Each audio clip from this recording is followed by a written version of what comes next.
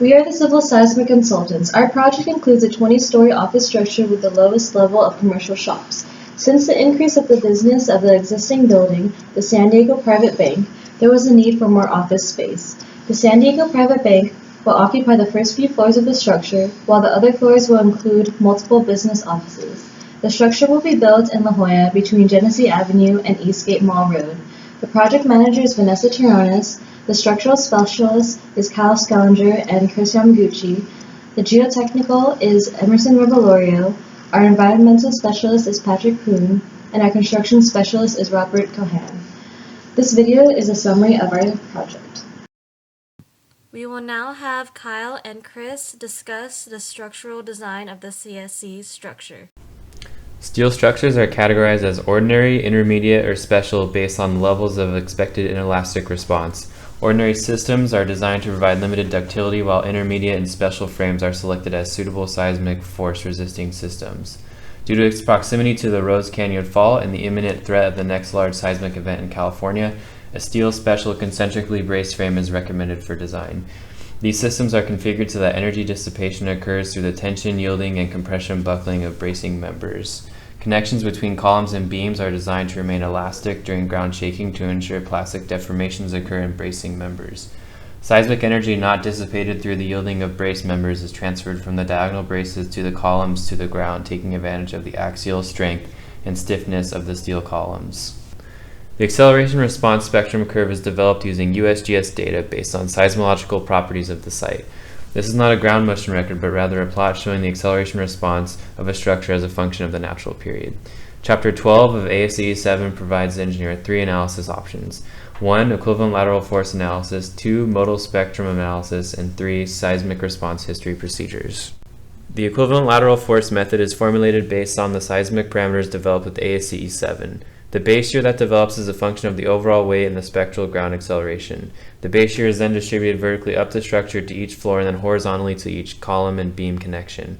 Additionally, the ARS curve is defined in SAP and the demands compared to the equivalent lateral force method. SAP 2000 is used to determine the demands for dead load, live load, equivalent lateral force, and the ARS spectrum. The structure is almost perfectly symmetrical based on the first mode natural period in both the global X and Y directions, leading to greater efficiency because it is unknown which direction an earthquake may load the structure. Typical column and beam layouts are shown. Column, beam, and girder members consist of steel W sections, while brace and truss members are composed of hollow structural sections.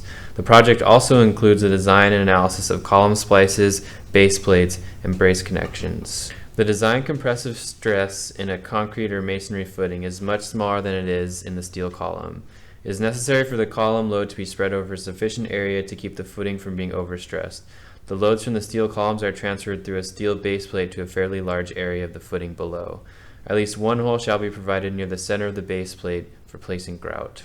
The primary design focus of the floor system was to minimize depth while keeping a high degree of stiffness.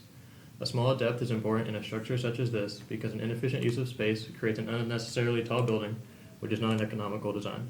For this structure, a composite slab consisting of lightweight concrete cast on profiled steel decking was chosen to sit on downstand beams.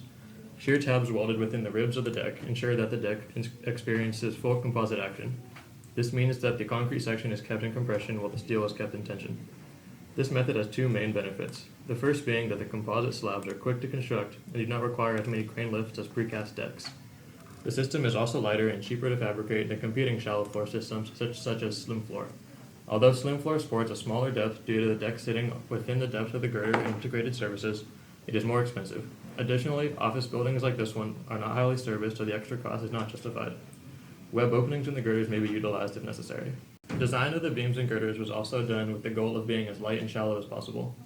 The beams and girders were designed around typical loading conditions for office buildings as given in Table 1607.1 of the California Building Code. Structural design of the foundation was done in conjunction with the geotechnical engineer. Due to an exceptionally high soil bearing capacity discovered in the geotech report, shallow spread footings were chosen for the foundation. Spreadsheets in Excel were used to create a table of potential footings with various side lengths and thicknesses. The footings were then checked for punching, one-way and two-way shear. The visual representation of the checks makes it easy to find a combination which uses the least amount of concrete and passes each check. Our geotechnical specialist Emerson will go over what can be found below the structure. In the geotechnical part of the project, we began by identifying the current conditions of the site. CSE used Google Earth to view the location, and we identified asphalt, concrete, walkways, and grass landscape areas in addition to the existing third-story building. All current structures and landscape will be removed in order to construct a new project. In addition, CSE was able to create a soil profile of the site using boring hole data that was provided by Parsons Sprinkler Off. Our site is underlain by clay sand, sedimentary rock of the Linda Vista Formation, and sedimentary rock of the Scripps Formation. This profile was also confirmed by the geological maps provided by the United States Geological Survey. The site is located in the Geologic Hazard Zone 51, according to the City of San Diego's Seismic Safety Study. This is assigned to level mesas underlain by terrace deposits and bedrock and have nominal geological risks. Our site is nearby the Alcross Priolo earthquake zone, which is inactive, and a further study may be required prior to construction. Using the lab results given by Parsons Sprinkler Off, we were able to calculate settlement and bearing capacities, and we discovered that we have very stiff soil. Using this, we have decided to support each column of the structure by a footing, and this footing would be embedded at 7 feet. Using this stress and using all these calculations, we were able to identify that we have enough bearing capacity and lateral support. There are important construction considerations that must be taken. The undocumented fill material consisting of clay, sand, and carbon in the first layer of the soil profile should be removed and recompacted prior to construction. Those should be placed in 8-inch loose lifts, water or dried as necessary to achieve near optimum moisture content, and compacted to 90% relative density. The development of the new structure will create environmental impacts which will be discussed by Patrick. For this project, an initial study has done to evaluate the potential environmental impacts. According to CEQA Guidelines Section 15063, the purpose of an initial study is to provide a preliminary analysis of a proposed action to determine whether a negative declaration or an environmental impact report should be prepared. An initial study also enables an applicant to modify a project, mitigating significant impacts in accordance to the EIR, thereby potentially enabling the project to qualify for a negative declaration. These are the topics that are included in this initial study. From CSE's findings, potential impacts are highlighted: aesthetics, air quality, greenhouse gas emissions, hazards and hazardous materials, population, housing, and transportation traffic. Since air quality was found to be the most significant impact out of all, it is discussed here. Potential harmful air pollutants include carbon monoxide, carbon dioxide, nitrous oxides, particulate matters 10, particulate matters 2.5. Mitigation actions are included in the initial study. During the construction period, water vapors can be used as filters to trap particulate matters and slow down its drag force and lapse rate, preventing the PMs from escaping the surface. As water is denser, particles are harder to move from one position to another. Plants can absorb some carbon dioxide in the daytime by photosynthesis. Therefore, it is crucial to remove as less trees as possible. After evaluating the possible impacts, CSC has concluded that this project has a significant impact on the environment. Thus, an environmental impact report has to be prepared to further discuss about the project. Now that the analysis and design of the CSC structure has been made, Rob will go over the construction of the project. The construction of the La Jolla structure is broken into 5 main phases and will begin on June 1st, 2015 and end on May 31st, 2018. The life cycle is 784 workdays and the total cost of the project is $65,903,369, where soft costs contribute to 5%.